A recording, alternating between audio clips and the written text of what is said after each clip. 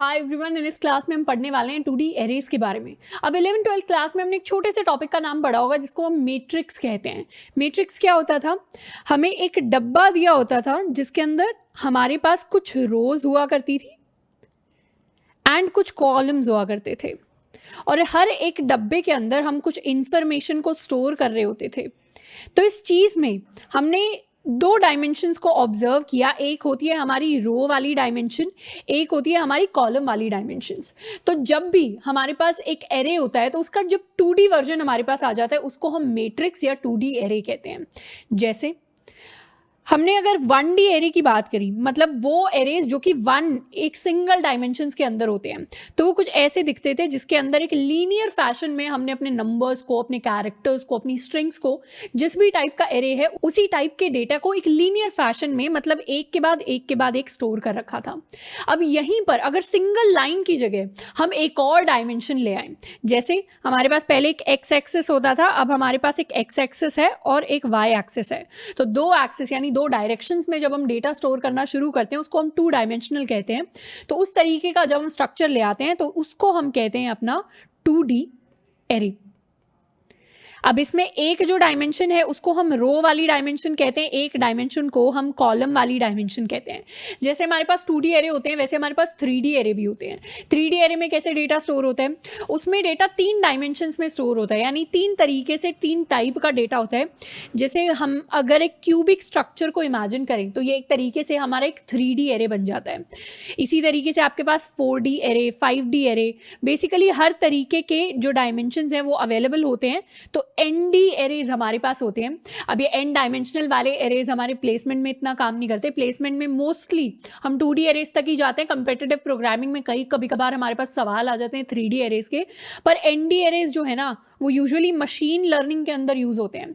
जब आप machine learning या डेटा लर्निंग में अपना जो इनपुट लेते हैं ना और उसको स्टोर करते हैं अपनी मशीन को लर्न करवाने के लिए, तो वो यूजुअली n डायमेंशंस तक हमारा चला जाता है। तो इनका यूज केस वहां पे आता है जब आप एक्चुअली ML या DL कर रहे होंगे अपने 3rd ईयर में या 4th ईयर में या किसी स्पेशल प्रोजेक्ट के लिए। अभी के लिए प्लेसमेंट पर्सपेक्टिव के लिए हमारे लिए 1D array and 2D array सबसे ज्यादा इंपॉर्टेंट है। अब कुछ रियल लाइफ एग्जाम्पल्स की बात कर लेते हैं जब भी हम 2D एरेज की बात करते हैं। सबसे पहले एक एग्जाम्पल लेते हैं एक स्टूडेंट का। अगर मान लीजिए अभी तक हमें क्या करना था, एक स्टूडेंट के लिए हमें उसके मार्क्स स्टोर करने थे। तो हम क्या करते थे, हम 0th इंडेक्स पर किसी एक सब्जेक्ट के मार्क्स स्टोर कर देते, 1st इंडेक्स पर दूसरे सब्जेक्ट के मार्क्स, 2nd इंडेक्स पर तीसरे सब्जेक्ट के मार्क्स एंड 3rd इंडेक्स पर हम करते थे चौथे सब्जेक्ट के मार्क्स स्टोर। उसी तरीके से ये तो हमने स्टूडेंट 1 के लिए कर दिया। तो अगर हमारे पास 10 स्टूडेंट्स हैं तो क्या 10 के 10 के लिए हम अलग अलग 10 एरेज क्रिएट करेंगे? तो इस काम को और ज़्यादा सिंपल करने का ये तरीका होगा कि हम वहाँ पर एक 2D एरे क्रिएट कर दें। यहाँ पर ऐसी सिचुएशन में एक 2D एरे हमारे पास कुछ ऐसा दिखेगा जहाँ पर हर स्टूडेंट के लिए हम एक रो असाइन कर देंगे इस तरीके से। जैसे ये रो है स्टूडेंट 1 के लिए, ये रो है स्टूडेंट 2 के लिए, ये रो है स्टूडेंट 3 के लिए, और हर स्टूडेंट के लिए हम 4 सब्जेक्ट्स के मार्क्स को स्टोर करने वाले हैं। तो यहाँ पर हम 4 कॉलम्स बना लेते हैं। पहले स्टूडेंट के लिए फिजिक्स के मार्क्स स्टोर कर लेंगे, फिर केमिस्ट्री के मार्क्स स्टोर कर लेंगे, फिर मैथ के मार्क्स स्टोर कर लेंगे एंड फिर स्टोर कर लेंगे हम इंग्लिश के मार्क्स। तो इस तरीके से यहाँ पर पहले मार्क्स आ गए 1 2 3 4, 1 2 3 4। तो यहाँ पर हमें 10 डिफरेंट एरेज बनाने की बजाय हमने एक सिंगल 2D एरे या फिर एक सिंगल मैट्रिक्स हमने बना ली जिसके अंदर हम 10 के 10 स्टूडेंट्स के मार्क्स को स्टोर कर सकते हैं। तो ये तो हो गया रियल लाइफ डेटा। इसके अलावा एक और रियल लाइफ एग्जाम्पल हो सकता है, वो होता है हमारे RGB का। तो अगर आपने थोड़ा बहुत भी टेक्नोलॉजी के बारे में जानने की कोशिश करी तो जितनी भी हमारी फोटोज होती हैं वो सारी की सारी हमारे फोन्स के अंदर, हमारी वेबसाइट्स के अंदर टेक्नोलॉजी की टर्म्स में कैसे स्टोर होती हैं, उनके लिए हम RGB मैट्रिक्स बनाते हैं। RGB मैट्रिक्स यानी इसको हम रेड, ग्रीन, ब्लू मैट्रिक्स भी कहते हैं। तो उसमें रेड, ब्लू एंड ग्रीन के लिए एक लिमिट होती है जिस लिमिट तक हम एक नंबर उसको असाइन कर सकते हैं। जैसे अगर हम कलर वाइट की बात करें तो वाइट के लिए RGB का जो कॉम्बिनेशन होता है वो होता है 255, 255 एंड 255। अगर हम ब्लैक की बात करें तो ब्लैक के लिए कॉम्बिनेशन होता है 0 रेड, 0 ग्रीन एंड 0 ब्लू। तो अगर आप 0 0 0 तीनों कलर्स का ले लेंगे तो आपको ब्लैक कलर मिल जाएगा। वहीं अगर आपको मान लीजिए ब्लू के लिए लेना है तो ब्लू के लिए आपको 0 रेड लेना पड़ेगा, 0 ग्रीन लेना पड़ेगा और पूरा का पूरा ये 255 का स्केल होता है तो 255 आपको ब्लू लेना पड़ेगा, तब आपके पास ब्लू कलर आ जाएगा। अब यहाँ पर ये हमने एक सिंगल पिक्सल को डिफाइन किया है। तो आपको पता होगा कि छोटे छोटे छोटे छोटे पिक्सल्स को जब हम जोड़ देते हैं तो वो पूरी एक पिक्चर बन जाती है। तो उसी तरीके से यहाँ अगर हम छोटे छोटे पिक्सल्स के लिए उनका RGB डेटा स्टोर करेंगे तो वहाँ पर एक पूरी की पूरी पिक्चर हमें बन के दिखाई देगी। तो RGB के अंदर 3 2D एरेज यूज होते हैं। कैसे यूज होते हैं? पहले वाला जो 2D एरे होता है उसको हम ले लेते हैं अपने रेड कलर के लिए, दूसरे वाला जो 2D एरे होता है उसको हम ले लेते हैं अपने ग्रीन कलर के लिए, और तीसरे वाला जो 2D एरे होता है, मैं यहाँ एरे के ऊपर एरे बनाने की कोशिश कर रही हूँ, उसको हम ले लेते हैं अपने ब्लू कलर के लिए। तो इस तरीके से एक RGB मैट्रिक्स हमारे पास बन जाती है जो हम 3D एरे की फॉर्म में डिफाइन करते हैं। तो इस तरीके से इस मैट्रिक्स के अंदर आप जितने ज़्यादा पिक्सल्स रख लेंगे, जितना ज़्यादा आप डेटा स्टोर कर लेंगे, उतना ज़्यादा आपका जो पिक्चर होगा वो हाई डेफिनेशन में HD क्वालिटी में आपके पास आएगा। एंड कुछ इसी तरीके से ही हम वीडियोज़ को भी स्टोर करते हैं। जैसे पिक्चर्स को 3D फॉर्म में RGB में हम स्टोर कर लेते हैं, वीडियोज़ के लिए क्या करते हैं, एक चौथा डायमेंशन यानी 4D एरे आ जाता है और चौथा डायमेंशन होता है हमारा टाइम का। तो हर एक टाइम के लिए हम एक पिक्सल्स का कॉम्बिनेशन, एक पिक्चर स्टोर कर लेते हैं। तो इस तरीके से इंटरनली जो भी हम इमेज प्रोसेसिंग करते हैं या वीडियो प्रोसेसिंग करते हैं वो हमारी 3D arrays and 4D arrays की फॉर्म में होती है। पर ये जो चीज़ है ना 3D 4D एरेज, ये बहुत कॉम्प्लेक्स है। हमें कौन सी चीज़ याद रखनी है? ये तो इंटरेस्ट वाली चीज़ें होगी। हमें याद रखना है जो हमने ये मार्क्स वाला एग्जाम्पल पढ़ा, क्योंकि ये सबसे ज़्यादा रियलिस्टिक है इन टर्म्स ऑफ किस तरीके के क्वेश्चन हम सॉल्व कर रहे होंगे, किस तरीके के क्वेश्चन आपके प्लेसमेंट के एग्जाम्स में आ रहे होंगे। अब अगर रिप्रेजेंटेशन की बात करें कि एक 2D एरे एक्चुअली रिप्रेजेंट कैसे होता है, तो हमने ऑलरेडी बात की थी कि 11th-12th के अंदर वो जो मैट्रिक्स का कॉन्सेप्ट हम पढ़ते थे कि हमारे पास कुछ डब्बे होते हैं, कुछ सेल्स होते हैं और वो सेल्स मिलकर एक मैट्रिक्स बनाते हैं। तो यहाँ पर इस मैट्रिक्स के अंदर हमने कुछ रोज बनाई हैं। रोज यानी ये हमारी 0th रो होगी, ये हमारी फर्स्ट रो होगी, ये हमारी सेकेंड रो होगी एंड ये हमारी थर्ड रो होगी। रो होता है जब हम हॉरिजॉन्टल डायरेक्शन में अपने सेल्स को ऑब्जर्व करते हैं। तो हॉरिजॉन्टल डायरेक्शन में ये 0th है, फर्स्ट है, सेकंड है एंड थर्ड है। एंड यहाँ आप नोटिस करेंगे कि इंडेक्सिंग जो होती है 2D एरेज की वो भी लीनियर एरेज यानी 1D एरेज जैसे ही होती है। हम 0 बेस्ड इंडेक्सिंग से शुरू करते हैं। ये हमारी 0th रो है और जब हम वर्टिकल सेक्शन में अपने सेल्स को ऑब्जर्व करें यानी इस तरीके से, तो ये फर्स्ट कॉलम आ गया यानी 0th इंडेक्स वाला कॉलम, ये फर्स्ट इंडेक्स वाला कॉलम और ये सेकेंड इंडेक्स वाला कॉलम। तो इस तरीके से हर एक सेल के लिए अपना एक यूनिक कॉम्बिनेशन होता है रो एंड कॉलम का। इसके अंदर जो यूनिक कॉम्बिनेशन होगा यहाँ पर, इस सेल को हम कहेंगे कि ये 0,0 सेल है, इस सेल को कहेंगे 0,1 सेल है, यानी पहले रो लिखते हैं फिर कॉलम लिखते हैं। इसको कहेंगे 0,2 हमारा सेल है ये, इसको कहेंगे 1,0 वाला सेल है। अगर हम इस पर्टिकुलर सेल की बात करें तो ये हमारा कॉम्बिनेशन है, यहाँ से रो नंबर आ रहा है हमारा 2 और यहाँ से कॉलम नंबर हमारा आ रहा है 1। तो इस सेल की जो वैल्यू है, इसका जो इंडेक्स है उसको हम कहेंगे 2,1 या फिर 2x1 भी इसको हम कहते हैं। अब यहाँ पर जो टोटल नंबर ऑफ रोज हमारे पास हैं वो है 4, टोटल नंबर ऑफ कॉलम्स है 3। तो इसको हम एक तरीके से 4x3 मैट्रिक्स भी बोल सकते हैं या 4x3 साइज का 2D एरे भी बोल सकते हैं। ये यूजुअल नोटेशंस होती हैं। यूजुअली हम क्या करते हैं, 2D एरे को बोल देते हैं n×m का है। तो यहाँ पर n हमारी रोज होती है और m हमारा कॉलम होता है। तो ये अंडरस्टूड होता है और हम भी अभी सीख जाएं कि किस तरीके से हम n और m को समझते हैं। तो जब भी कोई यूजुअल प्रॉब्लम आएगा हमारे पास किसी भी टेस्ट के अंदर तो उसमें हमारे लिए चीजें समझना और आसान हो जाएगा। अब अपने 2D एरे को या अपनी मैट्रिक्स को एक्चुअली क्रिएट करके देखते हैं। इसको क्रिएट करने का प्रोसेस बहुत ज़्यादा सिंपल है और इनफैक्ट वैसा ही है जैसे हमने लीनियर एरेज को क्रिएट किया था, बस यहाँ 1 डायमेंशन की जगह हम 2 डायमेंशंस बना देंगे। कैसे बनाएंगे? एक इंटीजर एरे बनाते हैं 2D एरे और इसको नाम देते हैं मैट्रिक्स। तो इंट मैट्रिक्स में हम जैसे एरे के लिए सिंगल स्क्वायर ब्रैकेट्स यूज करते थे, 2D एरे के लिए हम डबल स्क्वायर ब्रैकेट्स यूज करेंगे। और इसके अंदर मेमोरी कैसे देंगे? New int 3। तो ये क्या हुआ, 3x3 का हमने एक मैट्रिक्स बना दिया। इस मैट्रिक्स के अंदर क्या कर सकते हैं हम, इसमें टोटल 9 सेल्स होने वाले हैं। सेल्स कैसे कैलकुलेट करते हैं? सेल्स की जो वैल्यू होती है हमारी यानी टोटल नंबर ऑफ सेल्स, वो होते हैं हमारे रोज मल्टीप्लाइड बाय कॉलम्स। तो यहाँ पर इस मैट्रिक्स के अंदर टोटल नंबर ऑफ सेल्स हमारे हो जाएंगे 4 मल्टीप्लाइड बाई 3 इक्वल्स 12। ऐसे ही जो हमने 3/3 का मैट्रिक्स बनाया है इसके अंदर टोटल सेल्स हो जाएंगे 3 इंटू 3 यानी 9 टोटल सेल्स होंगे, मतलब इसमें हम 9 इंटीजर स्टोर कर सकते हैं। अब इसमें सबसे पहले अपने एलिमेंट्स को यानी अपने डेटा को इनपुट करवा कर देखते हैं। उसके लिए स्कैनर क्लास का एक ऑब्जेक्ट बना लेते हैं, sc is equal to scanner system dot in. अब यूजुअली किसी भी 2D एरे के अंदर हम एलिमेंट्स को जब इनपुट लेते हैं तो उनको रो वाइज जाते हैं फिर कॉलम वाइज जाते हैं। कैसे विजुअलाइज कर सकते हैं इस चीज को? अगर हम अपनी गिवन मैट्रिक्स के लिए कंसिडर करें तो यहां पर सबसे पहले जो हमारे पास डेटा आएगा वो यहां पर आएगा, फिर हम डेटा यहां पर इनपुट लेंगे, फिर यहां पर। तो सबसे पहले फर्स्ट रो का हमारे पास डेटा आएगा, उसके बाद DEF तो सेकेंड रो का डेटा। और रो के अंदर भी हम कैसे चले जा रहे हैं, पहले 0th कॉलम, फिर फर्स्ट कॉलम, फिर सेकंड कॉलम, यानी सबसे पहले सबसे छोटी रो का डेटा हम इनपुट करते हैं। ये स्टैंडर्ड है, इसको आप चेंज भी कर सकते हैं, आप चाहे तो लास्ट रो का भी डेटा ले सकते हैं, पर उससे प्रोग्राम बहुत ज़्यादा कंफ्यूजिंग हो जाएगा और कोई और आपका कोड पड़ेगा तो उन्हें समझ नहीं आएगा। इसीलिए जो स्टैंडर्ड हम फॉलो करते हैं उसमें छोटी वाली रो का डेटा पहले लेते हैं और छोटी वाली रो में भी छोटे वाले कॉलम का डेटा पहले लेते हैं, फिर हम कॉलम को धीरे धीरे बढ़ाते हैं।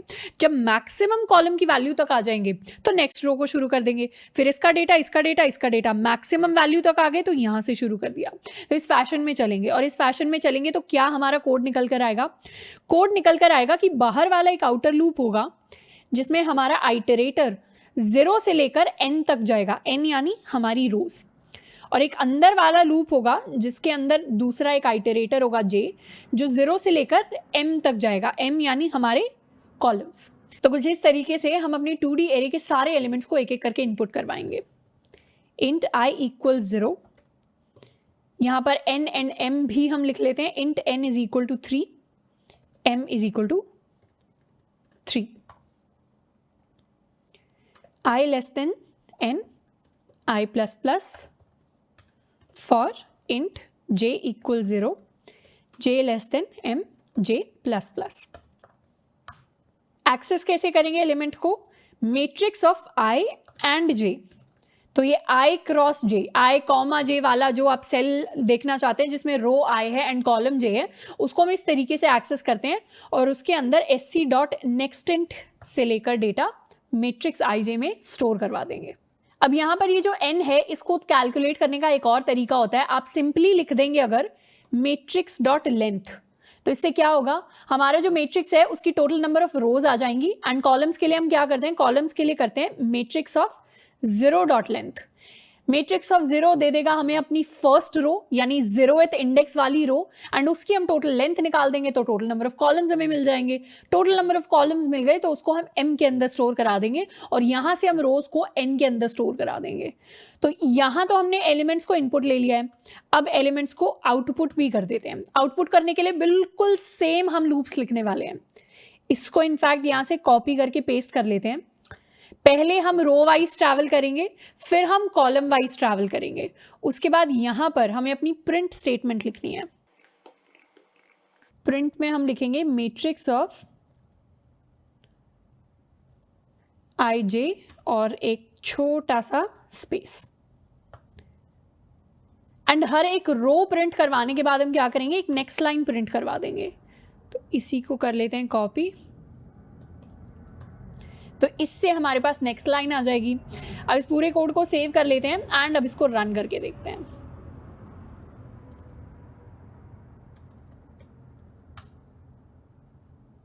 तो सबसे पहले हमें अपनी मैट्रिक्स के एलिमेंट्स को इनपुट करना पड़ेगा। इनपुट में हम डालना चाहते हैं 1 2 3 देन 4 5 6 7 8 9 एलिमेंट्स को, 9 इंटीजर्स को हमने इनपुट करा दिया है एंड कुछ इस तरीके से हमारी मैट्रिक्स जो है मेमोरी के अंदर स्टोर हो रही है, जिसमें 1 2 3 0th रो में है, 4 5 6 हमारी फर्स्ट रो में है एंड 7 8 9 हमारी सेकंड रो के अंदर है।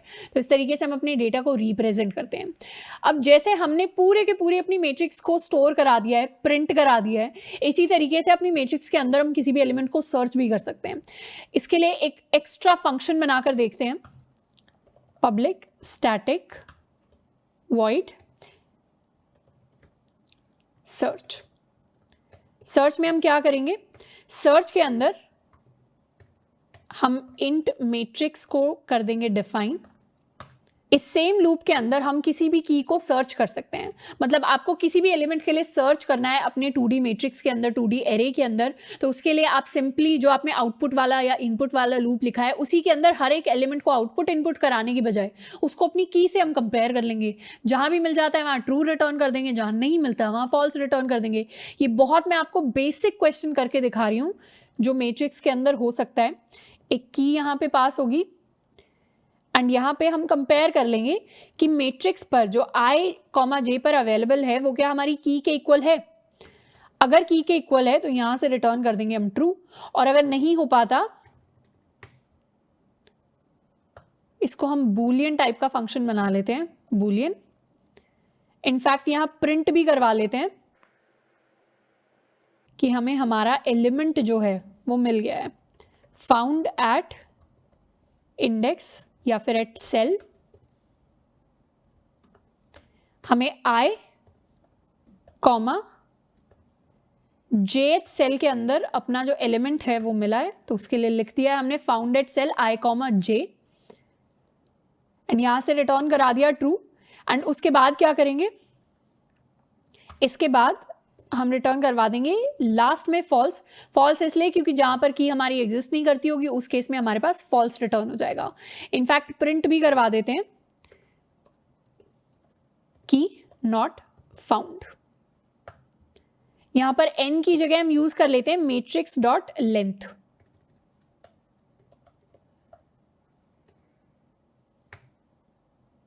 और m की जगह यूज कर लेते हैं matrix of 0 dot length.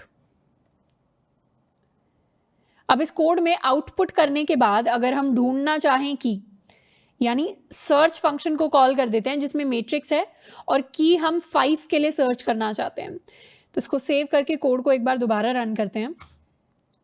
1 2 3 4 5 6 7 8 and 9 numbers को हमने एंटर किया है। ये हमारा मैट्रिक्स बना होगा। इसमें j की वैल्यू को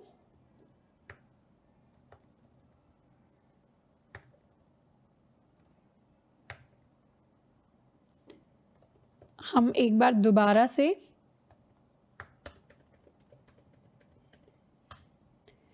तो ये हमारा मैट्रिक्स बना है। इसके अंदर हमने सर्च करना था 5 के लिए। अब 5 एग्जिस्ट करता है यहाँ पर। 5 कहाँ पर है? 5 है रो नंबर 1 के अंदर एंड कॉलम नंबर 1 के अंदर, तो उसके लिए सेल नंबर 1,1 हमारे लिए प्रिंट हो गया है।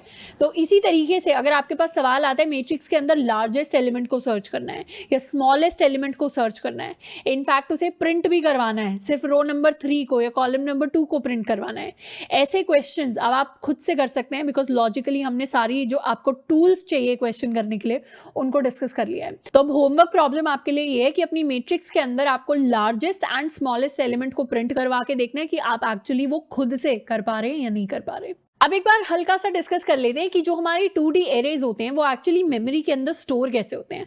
हमने बात की थी कि हमारे जो लीनियर एरेज होते थे वो मेमोरी के अंदर एक कॉन्टिग्युअस फैशन में स्टोर होते थे। कॉन्टिग्युअस फैशन यानी हमारा डेटा एक्चुअली एक के बाद एक स्टोर होता था।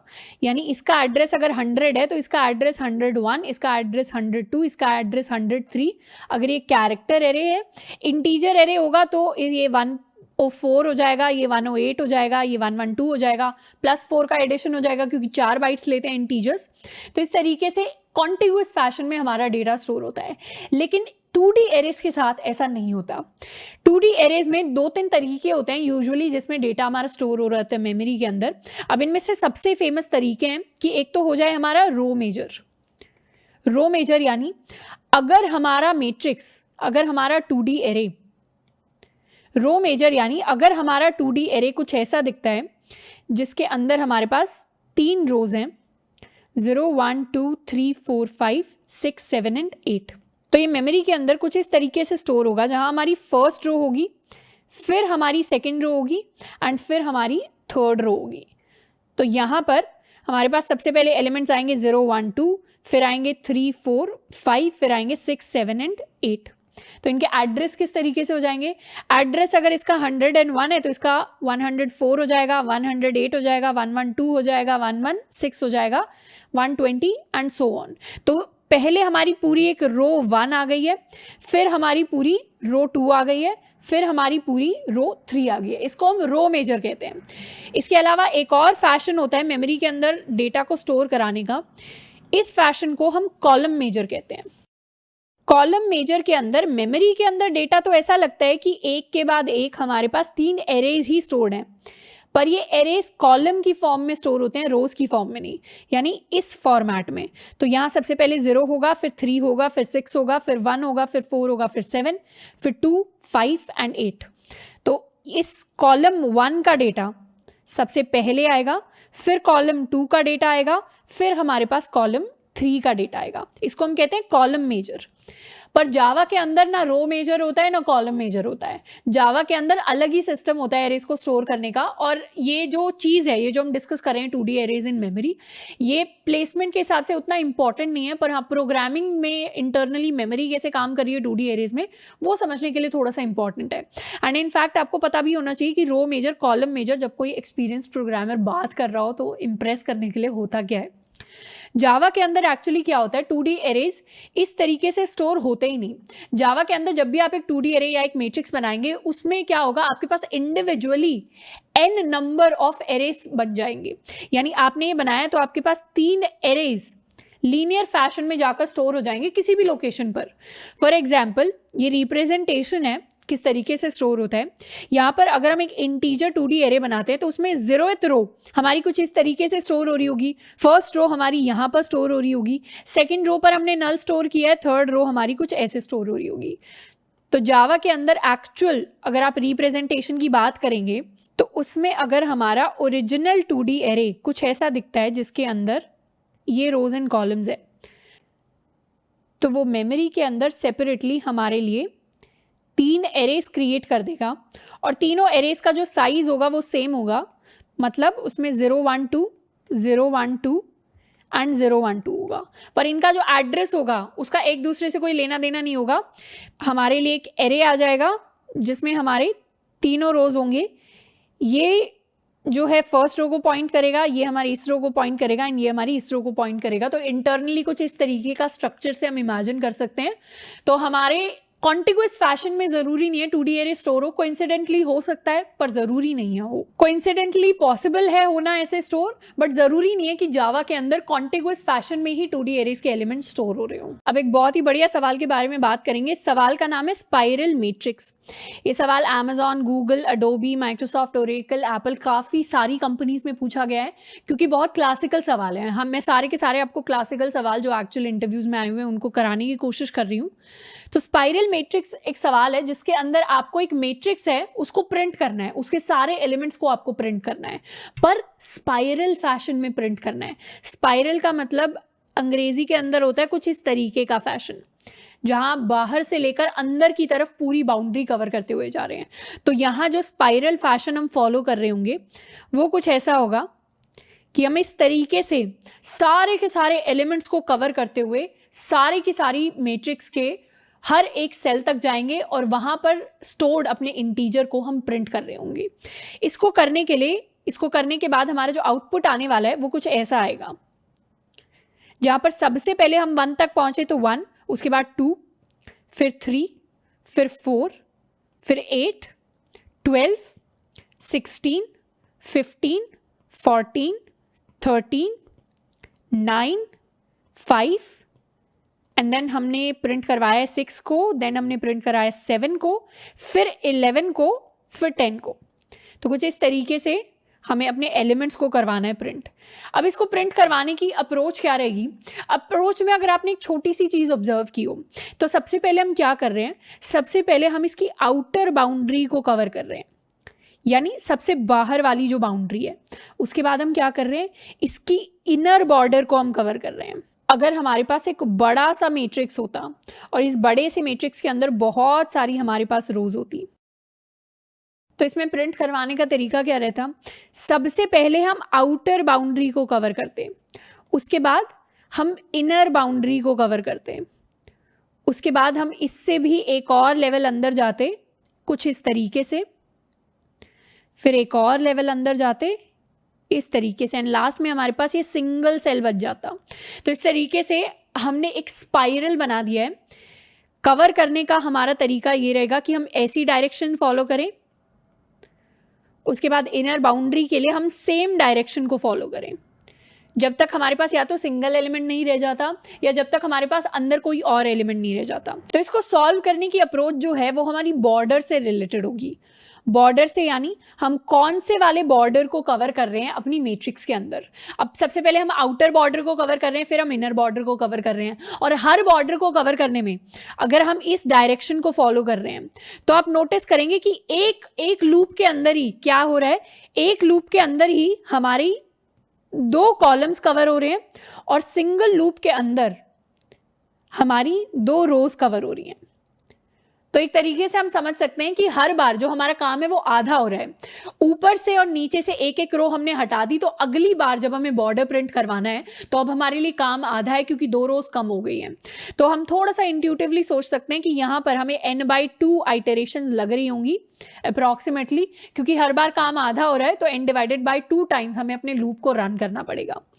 अब इस काम को करने के लिए, एक बॉर्डर को ट्रैक करने के लिए हम कुछ वेरिएबल्स का इस्तेमाल करेंगे। सबसे पहले तो हमें यह देखना पड़ेगा कि हमारा बॉर्डर कहां से लेकर कहां तक जा रहा है। कहां से लेकर कहां तक जा रहा है मतलब कौन सी हमारी स्टार्टिंग रो है, कौन सी हमारी एंडिंग रो है, कौन सा हमारा स्टार्टिंग कॉलम है एंड कौन सा हमारा एंडिंग कॉलम है। हम इस पर्टिकुलर मैट्रिक्स की बात करें तो इसमें हमें आउटर बाउंड्री के लिए सबसे पहले हमारी जो स्टार्टिंग रो होगी वो होगी 0, हमारी एंडिंग रो होगी n-1 यानी 3।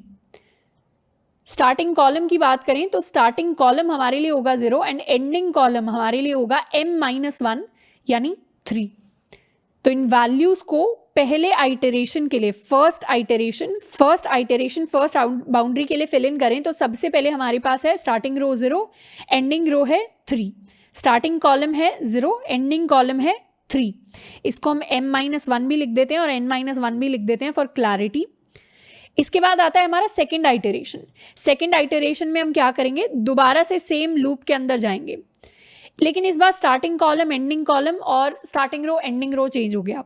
इस बार हमारे लिए स्टार्टिंग रो जो होगा, स्टार्टिंग रो हमारे लिए यहां पर होने वाला है 1 और एंडिंग रो हमारे लिए होने वाला है 2। स्टार्टिंग कॉलम जो है वो होने वाला है 1 एंड एंडिंग कॉलम हमारे लिए होने वाला है 2। तो इस बार के लिए starting row is 0, starting row is 1, ending row is 2, starting column is 1 and ending column is 2। अब नेक्स्ट आइटरेशन के लिए हमारे पास कोई एलिमेंट बचा नहीं है, हमारा पूरा का पूरा स्पाइरल मैट्रिक्स जो है वो प्रिंट हो चुका होगा। तो आइटरेशन हमें किस तरीके से करने हैं, हम 4 वेरिएबल्स के साथ शुरुआत कर रहे होंगे, इन चारों को हम इनिशियलाइज कर देंगे। इनिशियलाइज किस वैल्यू से करना है, हमेशा आउटर बाउंड्री से इनिशियलाइज करना है। आउटर बाउंड्री क्या होने वाली है, आउटर बाउंड्री में शुरुआत में स्टार्टिंग रो 0 ले लेंगे, एंडिंग रो n-1, starting column 0, ending column m-1, वो मैं आउटर बाउंड्री दे देगा।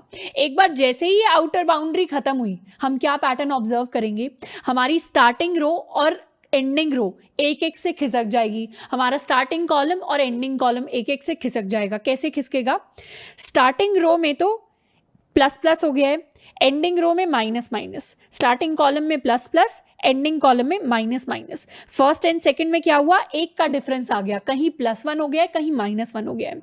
तो इससे हमें अपनी अपडेट वाली कंडीशन मिल रही है। अपडेट वाली कंडीशन क्या है कि हर लूप के बाद हमारा स्टार्टिंग रो तो हो जाएगा प्लस प्लस और हमारा एंडिंग रो होने वाला है minus minus. Same for column, starting column हो जाएगा plus plus and ending column हमारे पास होने वाला है माइनस माइनस। तो एक लूप हम चलाने वाले हैं, लूप से पहले अपनी चारों वेरिएबल्स को हम लिख देंगे, लूप को व्हाइल लूप की तरह रन करेंगे, जिसकी कंडीशन अभी हम डिस्कस करने वाले हैं। उसके अंदर हम सबसे पहले क्या करेंगे, बाउंड्री का टॉप पार्ट प्रिंट करवाएंगे। अपनी बाउंड्री का सबसे पहले टॉप प्रिंट करवाएंगे, यानी ये वाला हिस्सा। उसके बाद हम क्या करेंगे, अपनी बाउंड्री का राइट पार्ट प्रिंट करवाएंगे, राइट पार्ट यानी ये वाला बॉर्डर। उसके बाद अपनी बाउंड्री का हम बॉटम पार्ट को प्रिंट करवाएंगे, बॉटम पार्ट यानी ये वाला बॉर्डर। एंड उसके बाद प्रिंट करवाएंगे अपनी बाउंड्री का हम लेफ्ट पार्ट। लेफ्ट पार्ट कहने का मतलब है हम अपने इस बॉर्डर को प्रिंट करवाएंगे। तो सबसे पहले top, right, bottom and then left. And जैसे ही हमारा फर्स्ट बॉर्डर पूरी की पूरी चारों डायरेक्शंस में प्रिंट हो गया, उसके बाद हम अपडेट कर देंगे चारों वेरिएबल्स को। फिर इनर बाउंड्री में सेम चीज करेंगे, सबसे पहले टॉप प्रिंट करवाएंगे, फिर राइट पार्ट, फिर बॉटम पार्ट, फिर लेफ्ट पार्ट। ऐसे तब तक करते जाएंगे जब तक हमारी बेस कंडीशन, वो जो हमारी लास्ट एंडिंग कंडीशन है, वो रीच नहीं कर जाती। अब इस एंडिंग कंडीशन को फाइंड आउट करने का भी एक प्रॉपर तरीका होता है, एक ट्रिक होता है, इसको हम बाद में डिस्कस करेंगे। सबसे पहले अपना एक बेसिक लूप लिख कर देख लेते हैं। हमने ऑलरेडी अपनी मैट्रिक्स जिसको हमने डिस्कस किया था उसको डिफाइन किया हुआ है। एक फंक्शन बना लेते हैं, public static void print spiral. Print spiral में हमारे पास हमारी मैट्रिक्स आएगी, 2D मैट्रिक्स। अब इसमें हमें 4 वेरिएबल्स को सबसे पहले डिफाइन करना है। इंट स्टार्ट रो 0 से इनिशियलाइज करेंगे, स्टार्ट कॉलम इसको भी 0 से, n-1 यानी matrix dot length -1। And column के लिए क्या करेंगे, एंड कॉलम के लिए m-1 यानी मैट्रिक्स ऑफ 0 डॉट लेंथ -1। अब हमें लिखना है एक वाइल लूप। लॉजिकली देखा जाए तो हमें एक स्टार्टिंग पॉइंट दिया हुआ है, एक एंडिंग पॉइंट दिया हुआ है। अब हमारे स्टार्टिंग पॉइंट से जब तक हमारा एंडिंग पॉइंट कम नहीं रहता तब तक हमारा लूप चलना चाहिए। अभी वैसे हम इसको ट्रू भी लिख सकते हैं, बट मैं थोड़ा सा लॉजिकली बोलूँगी कि हम यहाँ ये लिख दें अभी के लिए कि जब तक स्टार्टिंग रो हमारी less than equal to ending row नहीं रहती, एंड जब तक हमारा starting column less than equal to ending column नहीं रहता, तब तक हम इस लूप को रन करेंगे। अब इस वाइल कंडीशन के पीछे के लॉजिक को भी हम थोड़ी देर में डिस्कस करेंगे। सबसे पहले क्या करते हैं, सबसे पहले अपनी टॉप बाउंड्री प्रिंट करवाते हैं। टॉप बाउंड्री में क्या रहेगा, टॉप बाउंड्री के अंदर रो हमारी फिक्स्ड है कि हमारी स्टार्टिंग रो है वहां पर कॉलम क्या कर रहा है, 0 से लेकर, मतलब स्टार्टिंग कॉलम से लेकर एंडिंग कॉलम तक बढ़ता जाएगा। इस तरीके से हम अपनी टॉप बाउंड्री को प्रिंट करवाएंगे। तो इंट जे मैं यूज कर रही होंगी कॉलम के लिए, आई मैं यूज कर रही होंगी जब भी हम वेरिएबल बनाएंगे अपनी रो को। तो यहां पर जे मैंने लिख दिया है कॉलम के लिए। तो जे शुरू होगा स्टार्टिंग कॉलम से, जे जो है हमारा बढ़ता जाएगा जब तक J is less than equal to हमारा ending column, and J plus plus. तो हर बार हम प्रिंट करने वाले हैं matrix of starting row and हमारा जे। ये हमने टॉप बाउंड्री को प्रिंट कर दिया है। इसी तरीके से अब अपनी राइट बाउंड्री को प्रिंट करेंगे। राइट बाउंड्री के लिए हम ऊपर से लेकर नीचे तक आ रहे हैं, यानी हम अपनी रो को वेरिएबल बना रहे हैं।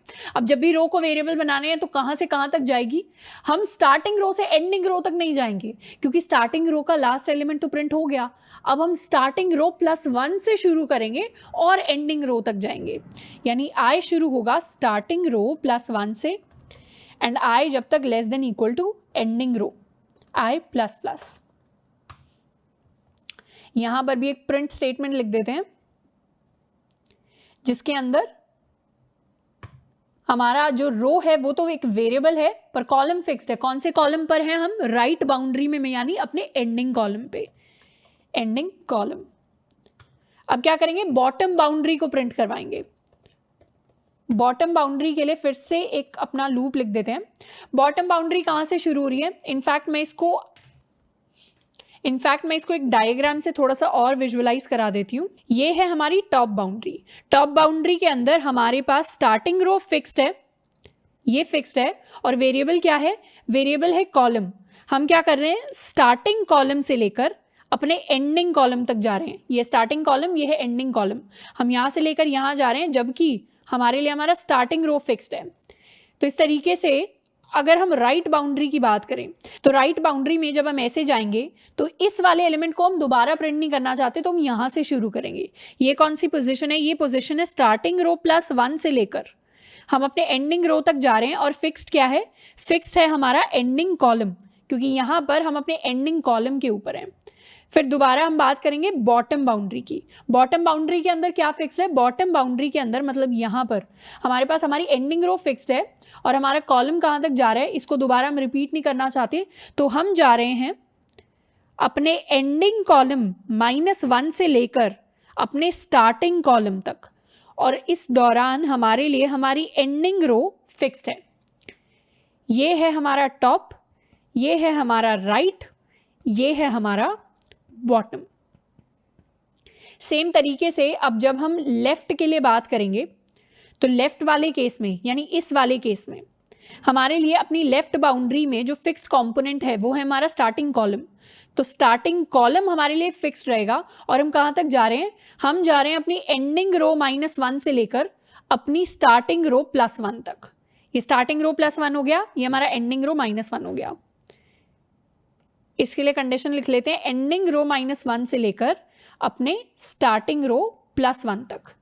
तो ये जो कंडीशन है यही निकालना सबसे मेन और सबसे इंपॉर्टेंट पार्ट है इस पूरे क्वेश्चन का, कि आपने किस तरीके से टॉप, राइट, बॉटम और लेफ्ट बॉर्डर के लिए कंडीशन निकाली है। और इसीलिए इतनी सारी कंपनीज ने सवाल पूछा है, क्योंकि लॉजिक उस टाइम पर, इंटरव्यू के टाइम पर डिराइव करना बहुत मुश्किल होता है।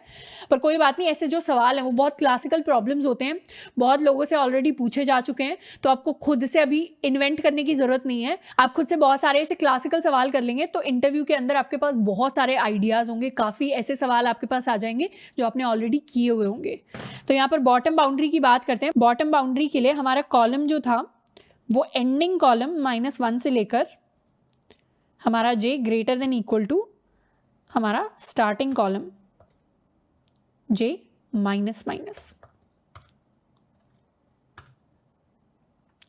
तो यहाँ पे हम प्रिंट करवा देंगे अपने एलिमेंट को। यहाँ पे क्या होगा, हमारी एंडिंग रो फिक्स्ड है और हमारा कॉलम j वेरिएबल है। सेम चीज करेंगे अपने लेफ्ट के लिए। I = एंडिंग रो -1, I >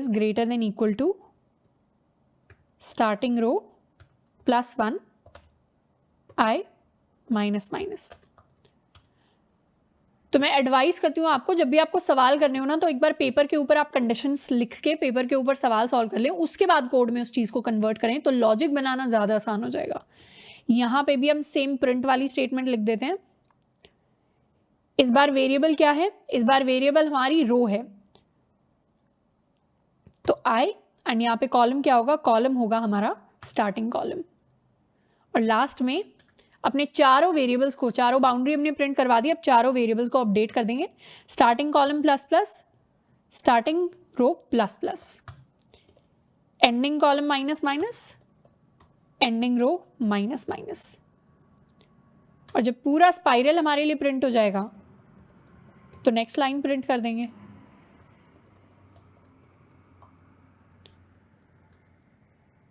अब इस कंडीशन की बात करते हैं। ये जो कंडीशन हमने यहाँ पर वाइल लूप के अंदर लिखी है, अब अपनी वाइल कंडीशन को एनालाइज करने के लिए थोड़े से कुछ पॉइंट्स को, थोड़े से कुछ केसेस को हम देखते हैं। इसमें सबसे पहला केस आएगा कि अगर हमारे पास यहाँ n क्रॉस n में इस मैट्रिक्स के लिए n = 4 था, लेकिन अगर ऐसी मैट्रिक्स आ जाती जिसमें n = हमारा 3 हो जाता, या फिर 5 हो जाता, या फिर 7 हो जाता, तो मतलब ऑड n वाले केसेस के लिए अगर हम ये कंडीशन रखते कि start row is less than end row, या फिर start column is less than end column. अब इन दोनों कंडीशंस के रखने से क्या होता है, जो हमारा मिडिल वाला पार्ट होता, मिडिल वाली बाउंड्री होती, किस मिडिल वाली बाउंड्री की मैं बात कर रही हूँ, इसको हल्का सा हम विजुअलाइज करके देखते हैं। इसमें आउटर बाउंड्री ये वाली तो हमारी कवर हो जाती, पर इनर बाउंड्री जो ये पार्ट होता ये कवर नहीं हो पाता इस कंडीशन के लिए। इसीलिए हमें पता चला कि जो स्टार्ट रो है उसको हमें एंड रो से कम एंड इक्वल टू रखना पड़ेगा, जो स्टार्ट कॉलम है उसको हमें less than and equal to end column रखना पड़ेगा। इसमें एक और एडिशनल चीज, हमें इन दोनों का एंड इसलिए करना पड़ा क्योंकि हम सिर्फ n क्रॉस n वाली मैट्रिक्स के लिए नहीं, हम n क्रॉस m वाली मैट्रिक्स के लिए भी इस कोड को रन कर सकते हैं। यानी अगर हमारी मैट्रिक्स कुछ ऐसी दिखती है जिसमें हमारे पास 2 रोज हैं और 4 कॉलम, तो उस केस में भी हम एक बाउंड्री क्रिएट कर सकते हैं जो इस तरीके का पाथ होगा। इस तरीके के पाथ को भी स्पाइरल वे में प्रिंट करना पॉसिबल है। अब इस तरीके के पाथ में स्पाइरल वे में प्रिंट करने के लिए हमारी जो कंडीशन होगी, यहाँ पर स्टार्टिंग रो 0 होगी और एंडिंग रो हमारी होगी 1। यहाँ पर स्टार्टिंग कॉलम हमारे लिए 0 होगा पर एंडिंग कॉलम हमारे लिए होगा 3। अगर यहाँ पे हम कंडीशन रख देते starting column is less than equal to ending column, तो फिर हमारा लूप जो है वो रन करता 4 बार। लेकिन 4 बार रन करने की पॉसिबिलिटी नहीं थी, हमें तो बाउंड्री एक ही बार प्रिंट करवानी थी। तो उस केस में हमारी एक्स्ट्रा बाउंड्रीज मतलब सेम वैल्यूज बार बार प्रिंट हो रही होती या कुछ एरर हमारे पास आ रहा होता। इसीलिए हमारा रो एंड कॉलम में से जो भी मिनिमम होता है वो डिसाइड करेगा कि हमारा लूप कितनी बार चलेगा। इसीलिए यहाँ पर ये एंड कंडीशन होनी चाहिए, इसीलिए लेस देन के साथ हमारे पास इक्वल टू होना चाहिए। साथ के साथ यहाँ पर एक छोटी सी इंपॉर्टेंट चीज है जो हमने कोड में अभी तक नहीं लिखी, वो ये है कि इन ऑड केसेस के लिए, यानी जब n क्रॉस n हमारा ऑड हो जाता है या n क्रॉस m में हमारे पास ऑड नंबर ऑफ बाउंड्रीज होती हैं, तो उस केसेस में हमारे पास पॉसिबिलिटी होती है कि हमारी जो बाउंड्री है ना, अगर हमने लेस देन इक्वल टू में इक्वल टू नहीं डाला तो प्रिंट ही नहीं होगी। और कुछ कुछ केसेस में जब हम ये इक्वल टू डाल देते हैं तो 2 बार सेम वैल्यू प्रिंट होती है। उसके लिए हमें एक स्पेशल कंडीशन लिखनी पड़ती है। स्पेशल कंडीशन क्या होती है कि अगर हमारे रोज ज्यादा हैं तो जैसे ही हमारे कॉलम्स पूरे हो जाएंगे हमारा लूप रुकने वाला है। तो वहां पर क्या करेंगे, कॉलम्स में हम एक कंडीशन डाल देंगे कि इफ हमारा start column equal to end column हो जाता है तो उस केस में हम सिंपली यहां से कर जाएंगे रिटर्न। अब हमने रिटर्न क्यों किया बॉटम के लिए इसलिए रिटर्न किया क्योंकि जो चीज हम यहां करवाने की कोशिश कर रहे हैं अगर सिंगल रो होगी तो वो चीज ऑलरेडी टॉप के साथ हम कर चुके होंगे। अगर हमारे पास एक सिंगल पार्ट रह गया प्रिंट करवाने के लिए, इसको भी मैं विजुअलाइज करा देती हूँ थोड़ा सा डायग्राम से कि हम एक्चुअली बात क्या कर रहे हैं। यहां पर हम बात कर रहे हैं ऐसे केस की जिसमें मान लीजिए हमारे पास 5 रोज हैं एंड हमारे पास अपनी मैट्रिक्स के अंदर 5 कॉलम्स हैं। इसमें हम क्या करने की कोशिश कर रहे हैं, इसमें हमने ये वाला लूप रन कर लिया, उसके बाद हमने ये वाला लूप रन कर लिया। अब हम कोशिश कर रहे हैं यहां पर टॉप को प्रिंट करवा दें। अब जैसे ही टॉप को प्रिंट करवाएंगे हमारे पास क्या चॉइस आएगी कि हम राइट को भी प्रिंट करवाएं, पर राइट वाली कंडीशन ठीक है निकल जाएगी। उसके बाद चॉइस आएगी कि हम बॉटम को भी प्रिंट कराएं, पर बॉटम के लिए हम ऑलरेडी इस सेल को प्रिंट करवा चुके हैं तो हमें दोबारा इस सेम वैल्यू को प्रिंट नहीं करवाना। तो उस केस के लिए हमें यहाँ स्पेशल कंडीशन डालनी पड़ती है, if start column is equal to end column. उस केस में रिटर्न की जगह यहां पे हम डालने वाले हैं ब्रेक, यानी सेम चीज को 2 बार प्रिंट नहीं करवाना। जो टॉप में प्रिंट हो गया उसको बॉटम में नहीं प्रिंट करवाना, जो राइट में प्रिंट हो गया उसको लेफ्ट में नहीं प्रिंट करवाना। तो ये जो कंडीशन है कॉलम्स वाली, ये एक्चुअली जाएगी हमारे लेफ्ट की तरफ एंड यहां पर हमारे पास सिमिलर कंडीशन होगी रो के लिए। तो स्टार्ट रो अगर हमारी एंड रो के इक्वल हो जाती है तो उस केस में हमें ब्रेक कर जाना है। और लेफ्ट और राइट जब भी हम प्रिंट करवा रहे हैं तो राइट में एक बार जो चीज प्रिंट हो गई अब वो दोबारा लेफ्ट में आकर ना प्रिंट हो, उसके लिए हमने ये कंडीशन लिख दी है। इसको हम कर लेते हैं सेव और अपनी मैट्रिक्स के लिए एक बार इस कोड को रन करके देखते हैं। Print spiral for matrix.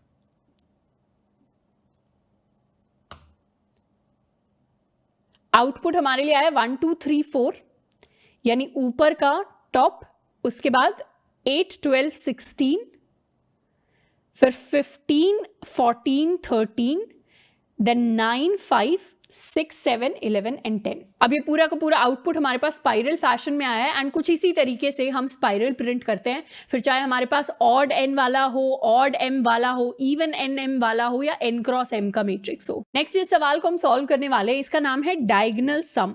अब ये सवाल माइक्रोसॉफ्ट, अमेजॉन, सैमसंग जैसी कंपनीज पूछ चुकी हैं। यहाँ पे हमें एक मैट्रिक्स दिया होगा कुछ इस तरीके से जिसके अंदर हमें प्राइमरी और सेकेंडरी डायगोनल दोनों का कंबाइंड सम निकालना है। अब एक मैट्रिक्स के अंदर डायगोनल क्या होता है, हमें पता है कि इन वैल्यूज को हम रोज कहते हैं, इन वैल्यूज को हम कॉलम्स कहते हैं। अब हम मैट्रिक्स के अंदर एक डायगोनल भी ऑब्जर्व कर सकते हैं जो लेफ्ट कॉर्नर से लेकर हमारे राइट कॉर्नर तक आता है और राइट कॉर्नर से लेकर हमारे लेफ्ट कॉर्नर तक आता है, यानी राइट टॉप से लेकर लेफ्ट बॉटम तक एंड लेफ्ट टॉप से लेकर राइट बॉटम तक। अब इसमें स्पेशल चीज ये है कि ये जो डायगोनल मैट्रिक्स वाला प्रॉब्लम है ये हम n is equal to m वाले मैट्रिक्स के लिए ही सॉल्व करते हैं। यानी यहां पर n क्रॉस n का हमें हमेशा मैट्रिक्स दिया होगा जिसमें दोनों n की हमारे पास सेम वैल्यू होगी। अब डायगोनल में हमारे पास 2 तरीके के डायगोनल होते हैं। एक वो डायगोनल होता है जो लेफ्ट टॉप से शुरू होता है और बॉटम राइट तक जाता है, इसको हम कहते हैं प्राइमरी डायगोनल। एक डायगोनल होता है जो राइट टॉप से शुरू होता है और लेफ्ट बॉटम तक जाता है, इसको हम कहते हैं सेकेंडरी डायगोनल। ऑल्दो ये इतना इम्पॉर्टेंट नहीं है, बट टर्मिनोलॉजी है जो हमें पता हो तो हेल्प कर सकता है कभी कभार। यहाँ पर अगर हम अपने प्राइमरी डायगोनल का सम कैलकुलेट करने की कोशिश करें तो प्राइमरी डायगोनल का हमारे पास सम आएगा 1 + 6 + 11 + 16 इज इक्वल टू 34। एंड यहीं पर हम सेकेंडरी डायगोनल का सम कैलकुलेट करें तो वो आएगा हमारे पास 4 + 7 + 10 + 13 इज इक्वल टू 34। अब इन दोनों का जो सम आना चाहिए वो आना चाहिए हमारे पास 68। तो हमें एक ऐसा प्रोग्राम बनाना है जो दोनों डायगोनल का हमें सम कैलकुलेट करके दे दे। अब ये तो हो गया n is equal to even का केस, जहां पर हमारे n की वैल्यू 4 है क्योंकि ये 4x4 का मैट्रिक्स है। हमारे पास एक ऐसा मैट्रिक्स भी हो सकता है जो 3x3 का हो। जैसे इस मैट्रिक्स के अंदर हमारे पास 3 रोज एंड 3 कॉलम्स है। इसमें अगर हम कोई वैल्यूज को स्टोर करना चाहें तो एक ऐसा केस बनेगा जिसमें हमारे पास ओवरलैपिंग वैल्यूज होंगी। ये हो गई हमारी प्राइमरी डायगोनल, ये हो गई हमारी सेकेंडरी डायगोनल। अब प्राइमरी डायगोनल का जब हम सम निकालते हैं तो हमारे पास आएगा 12, सेकेंडरी का जब हम सम निकालेंगे तो भी आएगा 12।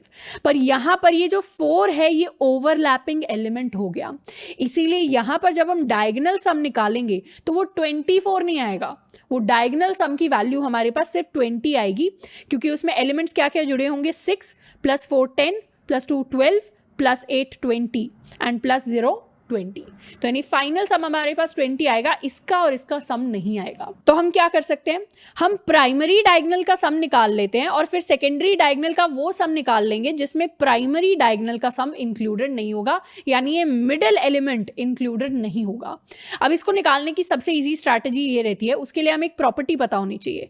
प्रॉपर्टी क्या है कि प्राइमरी डायगोनल यानी ये वाला डायगोनल जो लेफ्ट टॉप से बॉटम राइट तक आता है, इसके अंदर हर पॉइंट पर हर सेल में i is equal to j होता है। यानी आप यहां पर भी देख लेंगे तो this is equal to 0,0, this is equal to 1,1, this is equal to 2,2 और ये हमारा 3,3। तो हर एक सेल में हमारा जो रो है वो हमारे कॉलम के इक्वल है, मतलब रो इज इक्वल टू कॉलम। हम सिंपली क्या करेंगे, हम अपने प्राइमरी डायगोनल का सम निकालने के लिए एक लूप लगा लेंगे जिसके अंदर हर पॉइंट पर i is equal to j होगा। तो जैसे ही हमारा i is equal to j हो जाता है वैसे ही सम एक वेरिएबल ले लेंगे, उसके अंदर वैल्यूज को हम ऐड करते चले जाएंगे। तो इस तरीके से प्राइमरी डायगोनल का हम सम निकाल लेंगे। इसके लिए मैं आपको कोड भी लिख के दिखा देती हूँ साथ के साथ। एक फंक्शन बना लेते हैं, पब्लिक स्टैटिक इंट डायगोनल सम। अब डायगोनल सम के अंदर हमारे पास आएगी हमारी मैट्रिक्स 2D एरे। एक वेरिएबल लेते हैं सम, इसको इनिशियलाइज करेंगे 0 के साथ। अब लूप लगाते हैं अपनी मैट्रिक्स पर जो जाएगा 0 से लेकर मैट्रिक्स की लेंथ तक, और फिर एक नेस्टेड लूप लगाएंगे j इज इक्वल टू 0। ये कहां से कहां तक जाएगा, ये जाएगा हमारे हर एक कॉलम तक, matrix of 0 dot length j plus plus. Her step पर क्या चेक करना है, प्राइमरी डायगोनल के लिए हमें हर स्टेप पर यह चेक करना है कि इफ हमारा i इक्वल टू j हो जाता है तो उस केस में सम में हम ऐड कर देंगे अपनी वैल्यू को। यानी किस चीज को हम ऐड करेंगे, हम ऐड करेंगे matrix of i and j को। इस तरीके से हमने प्राइमरी जो है वो निकाल लिया। अब सेकेंडरी हमें निकालना है। अब सेकेंडरी निकालने के लिए क्या ट्रिक रहेगी, सेकेंडरी निकालने के लिए हमें पता है कि एक बार अपने इंडेक्स को हम लिख लेते हैं। प्राइमरी डायगोनल के लिए हमें पता था कि हमारा i इक्वल टू j होना चाहिए। सेकेंडरी डायगोनल के लिए अगर हम अपने इंडेक्स लिखें तो यहाँ पर क्या है वैल्यू, यहाँ पर वैल्यू है 0,3, यहाँ पर वैल्यू है 1,2, यहाँ पर हमारे सेल की वैल्यू है, मतलब सेल के रो एंड कॉलम है 2,1 एंड यहाँ पर है 3,0। तो हम देखते जा रहे हैं कि जो हमारी रो नंबर है वो 0 से लेकर हमारे n-1 तक आ रही है और कॉलम नंबर n-1 यानी 3 और कॉलम नंबर हमारे n-1 से लेकर 0 तक आ रहा है। तो वो वाली प्लेसेस जहां पर हमारा i और j का सम n-1 के इक्वल आता है, यानी यहां पर भी इन दोनों का सम n-1 यानी 3 के इक्वल है, यहाँ पर भी दोनों का सम 3 है, यहाँ पर भी दोनों का सम 3 है, यहाँ पर भी दोनों का सम 3 है। तो सेकेंडरी डायगोनल के अंदर क्या होता है, दोनों रो एंड कॉलम नंबर का जब हम सम लेते हैं तो दोनों की वैल्यू हमारी n-1 के इक्वल आती है।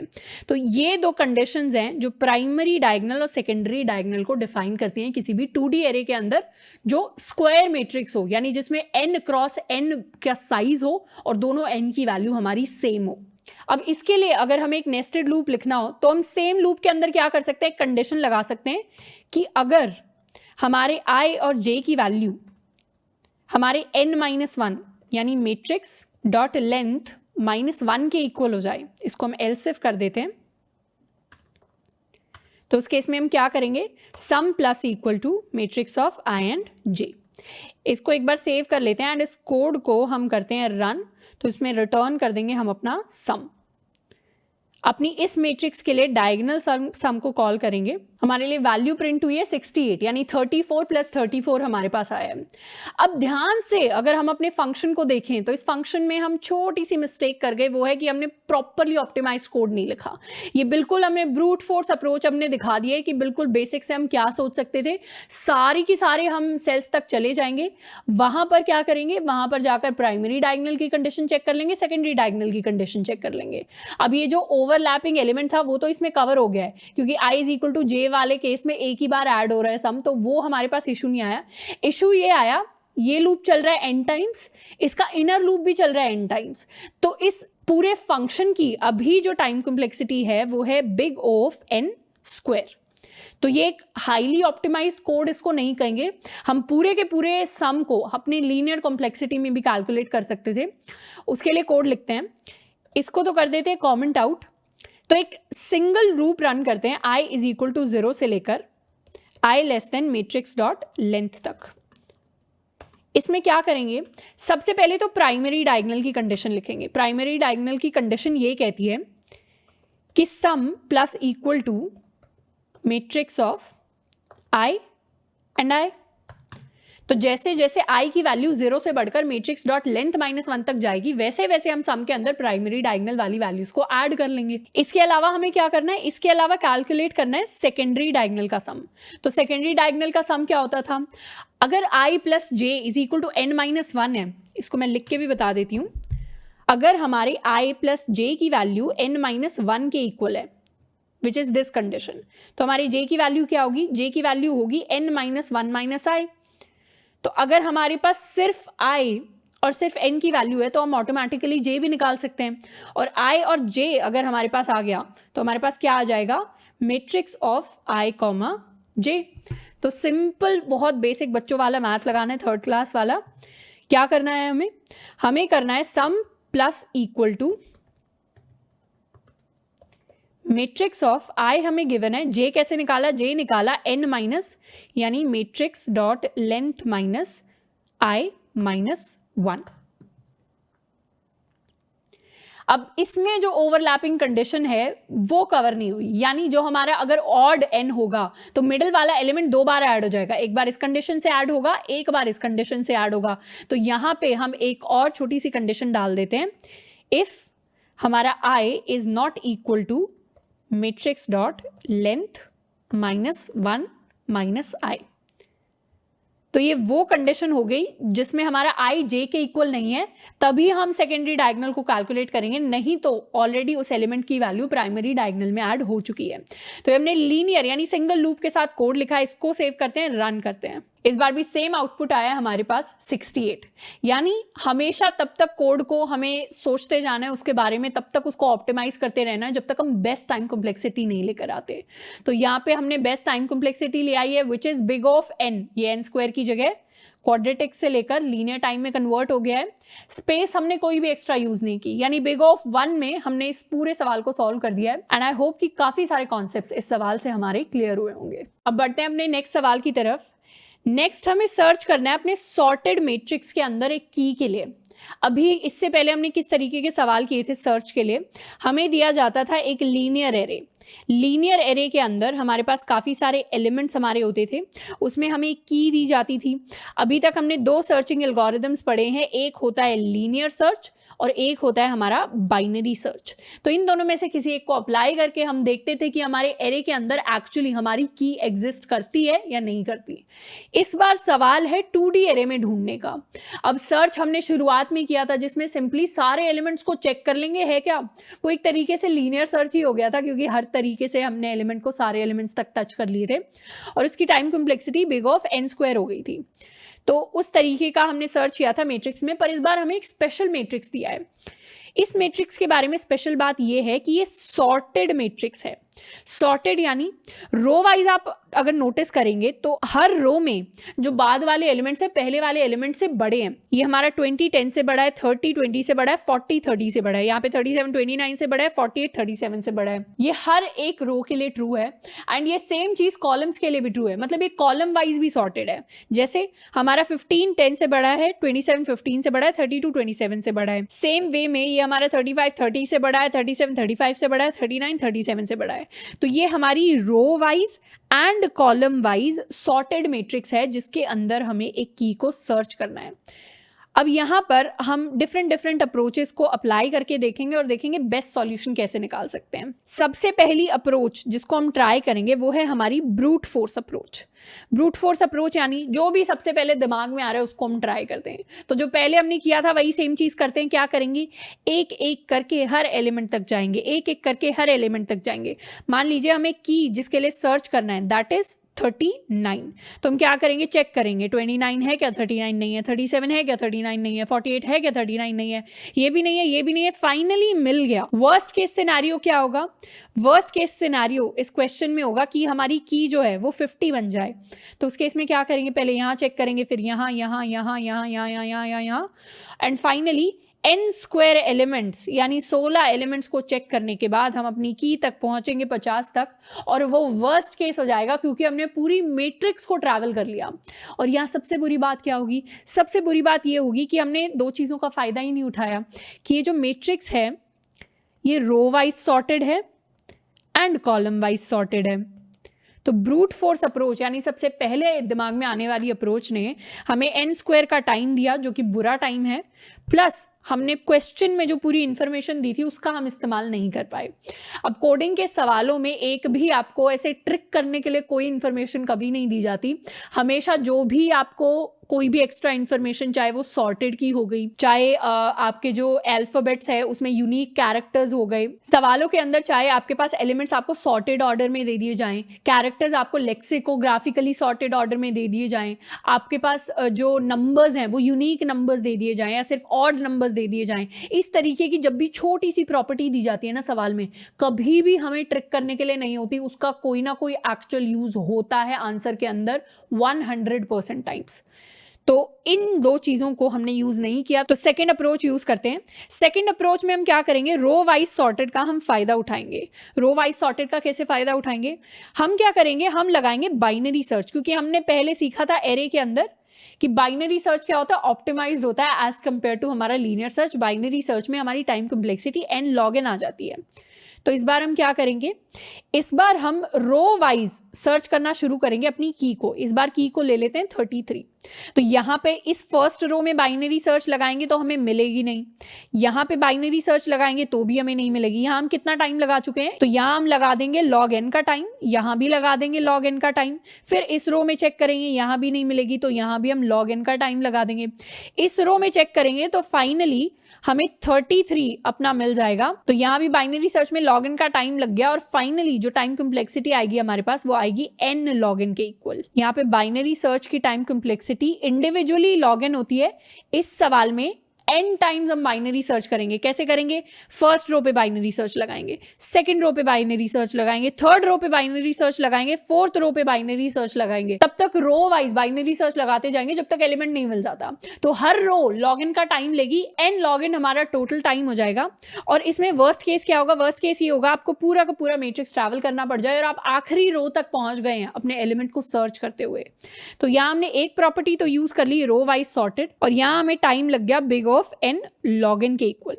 पर यहाँ भी एक छोटी सी चीज रह गई कि कॉलम वाइज सॉर्टेड तो हम देख ही नहीं पाए कि कॉलम वाइज भी सॉर्टेड है हमारा एरे। अब कॉलम वाइज सॉर्टेड करने से पहले हम एक छोटी सी चीज और देखते हैं। हमारी की को हम रखते हैं 33। अब एक बार एक छोटी सी चीज करने की कोशिश करते हैं कि इस पोजीशन से अगर हम शुरू और हम सोचें कि हमारी की अगर 33 है और हम 10 से कंपेयर कर रहे हैं उसे, तो 10 से अगर 33 को कंपेयर करेंगे और 33 10 से बड़ा आ गया, तो मुझे अगर डिसाइड करना हो कि 10 के बाद अब मुझे राइट में जाना चाहिए या बॉटम में जाना चाहिए, तो मेरे पास कोई कॉन्क्रीट आंसर नहीं होगा। क्यों? क्योंकि 10 के राइट में भी 10 से बड़े एलिमेंट्स है, 10 के नीचे भी 10 से बड़े एलिमेंट्स है। सेम वे में अगर मैं 50 का एग्जाम्पल लूँ और मैं मैच करूँ कि 30 के बाद 50 से मुझे पता है कि मैं बॉटम में नहीं जा सकती, मतलब यहाँ पे कुछ सर्च करने को है नहीं, यहाँ पे कुछ सर्च करने को है नहीं, दो ही डायरेक्शंस हैं जहाँ पर जा सकते हैं, अप एंड लेफ्ट। तो 50 से अगर 33 को कंपेयर करें तो ना मैं ऊपर जा सकती ना मैं लेफ्ट जा सकती। क्यों? क्योंकि दोनों ही साइड में हमारे पास स्मॉलर एलिमेंट्स अवेलेबल हैं, तो मुझे पता नहीं होगा कि ऊपर जाना चाहिए या लेफ्ट जाना चाहिए। पर इस पूरे 2D एरे के अंदर दो ऐसे स्पेशल सेल्स हैं जहां से हमें हमेशा पता होता है कि हमें कौन सी डायरेक्शन में जाना चाहिए, और वो दोनों स्पेशल सेल्स हैं इसको एंड इसको। अगर हम एक बार ध्यान से देखें तो किसी भी की को आप 33 की जगह कोई भी लेटर, कोई भी एलिमेंट यहां पर पुट कर सकते हैं। अगर 33 को हम 40 के साथ कंपेयर करें तो हमें पता है कि 33 40 से छोटा है, मतलब यहां पर अगर हम नीचे की तरफ जाएंगे तो 40 से बड़े एलिमेंट्स मिलेंगे, तो ऑब्वियसली यहां तो हमें नहीं जाना चाहिए, राइट में भी नहीं जाना चाहिए क्योंकि भर चुका है हमारा 2D एरे, ऊपर की तरफ भी नहीं जा सकते, तो एक ही डायरेक्शन बनती है लेफ्ट की। अब 30 से अगर कंपेयर करूं 33 को तो क्या पता चलता है, ऊपर की तरफ तो जा नहीं सकते, राइट से तो आए ही थे, लेफ्ट में नहीं जा सकते क्योंकि 30 से छोटे एलिमेंट्स हैं लेफ्ट की तरफ, तो हम एक ही डायरेक्शन में जा सकते हैं विच इज बॉटम। 35 को अगर मैं कंपेयर करूं अपने 30 के साथ तो पता चलेगा 33 इज लेस देन 35। अब 35 से राइट की तरफ नहीं जा सकते क्योंकि बड़े एलिमेंट्स है, ऊपर से तो आए ही हैं, नीचे की तरफ नहीं जा सकते क्योंकि बड़े एलिमेंट्स है, तो लेफ्ट की तरफ जाएंगे क्योंकि वहां पर छोटे एलिमेंट्स हैं। तो छोटे एलिमेंट्स है तो 25 पे पहुंच गए, 25 को 33 के साथ कंपेयर करेंगे, लेफ्ट में छोटे एलिमेंट्स है नहीं जा सकते, ऊपर नहीं जा सकते क्योंकि छोटे एलिमेंट्स है, राइट से तो आए ही हैं, तो हम जाएंगे बॉटम की तरफ। बॉटम में 29 पर आए, 29 को 33 के साथ कंपेयर करेंगे, क्या आएगा? 33 29 से बड़ा होगा। अब 29 का अगर केस ले तो 29 में ऊपर की तरफ हम जा नहीं सकते क्योंकि ऊपर से ही आए थे, लेफ्ट में हमारे पास छोटे एलिमेंट्स हैं, राइट में नहीं जा सकते। क्यों? क्योंकि राइट में हम ऑलरेडी ट्रैवल करके आए हैं, हम ऊपर से ही ट्रैवल करके आए हैं, तो राइट में तो ऊपर से तो और भी बड़े एलिमेंट्स होंगे, तो हम क्या कर सकते हैं, सिर्फ नीचे वाली डायरेक्शन में मूव कर सकते हैं जहां फाइनली पहुंच के हमें अपना एलिमेंट 33 मिल जाएगा। तो आप एक छोटा सा पाथ नोटिस करेंगे, हमने क्या किया, यहां से आकर ये वाला पाथ लिया। ये कुछ सीढ़ियां होती है ना हमारे घर पे जिस पे हम चल के जाते हैं, कूद के जाते थे बचपन में, 3-4 सीढ़ियां एक एक करके लांघते थे, तो वैसा सा कुछ आपको डिजाइन दिख रहा होगा। इसीलिए इस तरीके की जो सर्चिंग होती है उसको हम स्टेयरकेस सर्च भी कहते हैं, यानी सीढ़ियों की फॉर्म में चीजें सर्च करना, इसको स्टेयरकेस सर्च भी कहा जाता है। अब यहाँ पर ये दोनों सेल्स स्पेशल क्यों हैं? ये दोनों सेल स्पेशल इसलिए हैं क्योंकि हर सेल के लिए अपनी एक कंडीशन है। अगर हम इस वाले सेल की बात करें, ये वाला सेल यानी इस सेल को हम नाम देंगे 0,m-1 वाला सेल। अब 0,m-1 वाला सेल स्पेशल इसलिए है क्योंकि यहाँ पर अगर हमारी जो की है, यहाँ से अगर हम शुरुआत करते हैं और की हमारी लेस देन सेल की वैल्यू हो जाती है, तो उस केस में हम हमेशा लेफ्ट मूव करते हैं, और अगर की वैल्यू हमारे सेल की वैल्यू से बड़ी हो जाती है तो उस केस में हम हमेशा बॉटम मूव करते हैं।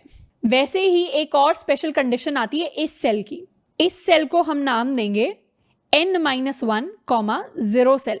n-1, 0 सेल की कंडीशन ये है कि अगर हमारी सेल की वैल्यू से छोटी हो जाए तो उस केस में हम टॉप पर मूव करते हैं, एंड अगर की वैल्यू हमारी सेल वैल्यू से बड़ी हो जाए तो उस केस में हम राइट की तरफ मूव करते हैं। तो ये छोटी सी डिस्टिंक्शन है। ये वाला पार्ट अभी हमने होते हुए देखा है, इस वाले पार्ट को मैं आपको होमवर्क की तरह दे रही हूं कि आप यहां से स्टार्टिंग पॉइंट लेकर एनालाइज करें, कोई इधर का या इधर का आप पकड़ें की, एंड उसके बाद देखें कि किस तरीके से सर्च आपका काम कर रहा है इस लॉजिक को अप्लाई करके। अभी के लिए हम बस इस वाले लॉजिक पर फोकस करेंगे, बाकी आप दोनों में से किसी को भी as your starting point treat करते हुए अपने आंसर को आप निकाल सकते हैं। अब यहाँ पे थोड़ा सा दोबारा से रीआइटरेट कर लेते हैं। हमारी की थी 33 और हमारा सेल था 40। अब 33 इज लेस देन 40, तो हमारी ये वाली कंडीशन ट्रिगर हो गई, हम लेफ्ट में आ गए। की थी 30, ग्रेटर वाली कंडीशन ट्रिगर हो गई, यहाँ पे बॉटम में आ गए। की थी 33, अब ये वाली कंडीशन ट्रिगर हो गई तो हम दोबारा से लेफ्ट में आ गए। की थी ग्रेटर देन सेल वैल्यू, तो हम बॉटम में आ गए। Greater than cell value, bottom में आ गए। चेक कर लिया कि यही है क्या, यही है क्या, तो यहाँ हम रुक गए। इस जो i कॉमा j होगा यहाँ का, उसको हम प्रिंट करवा देंगे। और अगर किसी भी केस में हम शुरुआत कहाँ से कर रहे हैं, शुरुआत हम कर रहे हैं 0,m-1 तक, तो अगर ऐसा केस आ जाता है जिसमें हमारे i की वैल्यू मान लो 0 से बढ़कर i इज इक्वल टू 0 से बढ़कर n-1 तक पहुंच गया और j हमारा m-1 से घटकर 0 तक पहुंच गया, तो ये जो जर्नी है घटने और बढ़ने की, हर बार आप देखेंगे i और j चेंज हो रहे हैं। तो अगर ऐसा आ जाता है कि बेस कंडीशन मतलब दूसरे एंड तक हम पहुंच गए, तो तब हम अपने लूप को स्टॉप कर देंगे। उस केस में हमारे इस 2D एरे के अंदर हमारा एलिमेंट एग्जिस्ट नहीं करेगा। तो हम थर्ड वाली अप्रोच के लिए अपना कोड लिखेंगे, विच इज स्टेयरकेस सर्च। और इसकी जो टाइम कॉम्प्लेक्सिटी है वो एक बार हम कोड लिखने के बाद कैलकुलेट करेंगे। तो मैट्रिक्स हमने ले लिया है अपना, इसके अंदर की को भी एक बार डिफाइन कर लेते हैं। हमारी जो की होने वाली है उसको 33 ले लेते हैं, यानी ये वाली की, और एक फंक्शन लिख लेते हैं अपने लिए, पब्लिक स्टैटिक बूलियन टाइप का।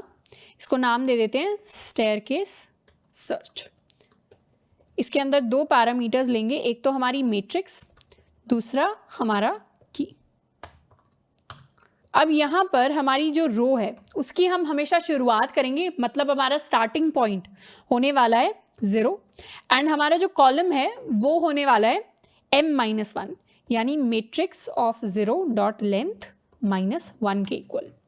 तो एक लूप चलाएंगे। लूप कब तक चलेगा? लूप तब तक चलेगा जब तक हमारी रो 0 से बढ़कर मैट्रिक्स डॉट लेंथ तक नहीं हो जाती, यानी जब तक रो मैट्रिक्स डॉट लेंथ से लेस है एंड जब तक हमारा जो कॉलम है वो ग्रेटर देन इक्वल टू 0 है, तब तक हमारा लूप रन करने वाला है। हर बार चेक कर लेंगे। सबसे पहली कंडीशन तो चेक करने की रहेगी कि क्या हमारा matrix of row and column हमारी की के इक्वल हो गया है।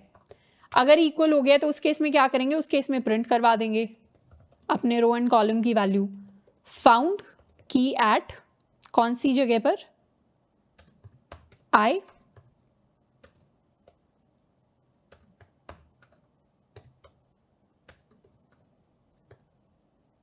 Comma j। यहां पर i है हमारी रो एंड j है हमारा कॉलम। एंड फाइनली क्या रिटर्न कर देंगे, क्योंकि बूलियन फंक्शन है तो कुछ रिटर्न करना जरूरी है, रिटर्न कर देंगे ट्रू। ट्रू यानी मिल गई है की, फॉल्स यानी की नहीं मिली है। तो यहाँ पे अगर मिल गई है तो उस केस में आप i एंड j यानी रो एंड कॉलम की वैल्यू भी प्रिंट करवा देंगे और रिटर्न कर देंगे ट्रू। दूसरा केस क्या आता है? दूसरा केस आता है कि अगर हमारी की लेस देन सेल वैल्यू हो जाती है। सेल वैल्यू क्या थी? सेल वैल्यू थी matrix of row comma column. तो उस केस में हमें कहाँ मूव करना है? उस केस में लेफ्ट की तरफ मूव करना है। तो लेफ्ट की तरफ मूव करने का मतलब है कि हम कॉलम को माइनस माइनस कर दें, तो यहां कर देंगे कॉलम माइनस माइनस। और दूसरा क्या केस होगा? दूसरा केस होगा कि जब हमारी की हमारे मैट्रिक्स ऑफ रो कॉलम से बड़ी हो जाए तो उस केस में हमें नीचे की तरफ मूव करना है। और नीचे की तरफ मूव करने का मतलब है कि हम रो को कर दें प्लस प्लस। एंड फाइनली मतलब ये पूरा लूप रन हो गया और फिर भी हमें की नहीं मिली, तो उस केस में हमारी की एग्जिस्ट ही नहीं करती 2D एरे के अंदर। तो उस केस में हम प्रिंट करवा देंगे कि हमारी जो की है वो हमें नहीं मिली। अब इस फंक्शन को कॉल करते हैं स्टेयरकेस सर्च। मैट्रिक्स हमने पास कर दिया है, अपनी की 33 हमने पास कर दिया, इसको कर लेते हैं सेव एंड नाउ रन। तो यहाँ पर एक मिसिंग रिटर्न स्टेटमेंट, यहाँ पे की अगर नहीं मिले तो उस केस में हमें फॉल्स भी रिटर्न करना पड़ेगा। तो यहाँ पे की हमें मिल गई है, कहाँ पे मिली है? 3,1 पे। 3 यानी थर्ड रो, ये 0th row, first row, second row, third row. Third row में कौन सी पोजिशन पर? फर्स्ट कॉलम में, 0th कॉलम, फर्स्ट कॉलम। तो यहाँ पे हमारी की यानी 33 हमें मिल गई है। यहाँ पे अगर मैं मान लीजिए 100 पास कर दूँ तो उस केस में क्या प्रिंट होगा? उस केस में प्रिंट होगा की नॉट फाउंड, यानी कि एग्जिस्ट ही नहीं करती। अब इस सवाल के अंदर अगर हम टाइम कॉम्प्लेक्सिटी देखना चाहें तो ये जो लूप है कब तक रन करेगा? While loop. इस वाइल लूप की कॉम्प्लेक्सिटी डिपेंड करती है कि आपका n बड़ा है या आपका m बड़ा है। दो स्ट्रॉन्ग केसेस, दो एक्सट्रीम केसेस, दो कॉर्नर केसेस हो सकते हैं यहाँ पे। पहला केस तो हमारा होगा मतलब कैसे किस किस तरीके के एरे एग्जिस्ट कर सकते हैं। First kind of 2D array जो एग्जिस्ट कर सकता है वो कुछ ऐसा दिखेगा, जिसके अंदर मान लीजिए बहुत सारी रोज होंगी, बहुत सारी हमारे पास रोज होंगी एंड दो ही कॉलम है। तो इसमें n क्रॉस m में हमारा n जो है वो हाईली ग्रेटर देन m है। तो उस केस में जो टाइम कॉम्प्लेक्सिटी है वो बिग ऑफ n आनी चाहिए। बिग ऑफ n क्यों आनी चाहिए? क्योंकि हर बार मान लीजिए यहाँ पर अगर एग्जिस्ट करता है और हम यहाँ से शुरू कर रहे हैं तो क्या होगा, हर बार हम पहले तो लेफ्ट चले जाएंगे, फिर डाउन डाउन डाउन डाउन, तो काफ़ी ज़्यादा हमें ट्रैवल करना पड़ेगा। वर्स्ट केस में बिग ऑफ n होगी। दूसरा एक्सट्रीम केस कहाँ एग्जिस्ट करता है? दूसरा एक्सट्रीम केस ये एग्जिस्ट करता है कि आपके पास रो तो बहुत कम है, मतलब इतनी दो ही रोज हैं, पर कॉलम्स बहुत सारे हैं। उस केस में हो सकता है आप यहाँ से ट्रैवल करते हुए, वर्स्ट केस में इस तरीके का कुछ हम ट्रैवल करते हुए यहाँ तक आए। तो इस केस में n क्रॉस m अगर है जिसमें m highly greater than n है तो उस केस में बिग ऑफ m हो जाएगी टाइम कॉम्प्लेक्सिटी। तो यहाँ इस केस की जो टाइम कॉम्प्लेक्सिटी है, इस कोड की जो टाइम कॉम्प्लेक्सिटी है वो है big of n plus m। n plus m क्यों? क्योंकि हम अगर वर्स्ट केस सिनेरियो ले तो वर्स्ट केस सिनेरियो मतलब यहाँ से इस पॉइंट तक अगर हम ट्रैवल करना चाहते हैं तो हमने एक फुल रो एंड एक फुल कॉलम, तो हमने एक फुल कॉलम एंड एक फुल रो जितना ट्रैवल किया होगा। मैक्सिमम डिस्टेंस एक कॉर्नर से दूसरे कॉर्नर तक अगर हम किसी भी मैट्रिक्स पर ट्रैवल करना चाहें जिसमें हम सिर्फ लेफ्ट राइट अप और बॉटम जा सकते हैं, वो मैक्सिमम डिस्टेंस हो सकता है आपका एक रो का डिस्टेंस प्लस एक कॉलम का डिस्टेंस, यानी n प्लस m का डिस्टेंस। अब इसमें n की वैल्यू अगर बहुत ज़्यादा ग्रेटर देन m हो जाएगी तो वो सिर्फ बिग ऑफ n हो जाएगा, यानी जैसे इस केस में हुआ। और अगर m की वैल्यू बहुत हाई हो जाएगी तो वो इस केस जैसा कुछ होगा, यानी बिग ऑफ m बन जाएगा। पर अंडरलाइंग ये है कि big of n plus m हमारे स्टेयरकेस सर्च की टाइम कॉम्प्लेक्सिटी होती है। अब यहाँ पर आपके लिए होमवर्क प्रॉब्लम ये होगा कि आपको टॉप राइट जो है उसको स्टार्टिंग पॉइंट कंसिडर ना करके अपने बॉटम लेफ्ट को स्टार्टिंग पॉइंट कंसिडर करना है एंड उसके बाद अपने कोड की टाइम कॉम्प्लेक्सिटी निकालनी है एंड उसके बाद उसको स्टार्टिंग पॉइंट रखते हुए अपने की को सर्च करना है अपने 2D एरे के अंदर।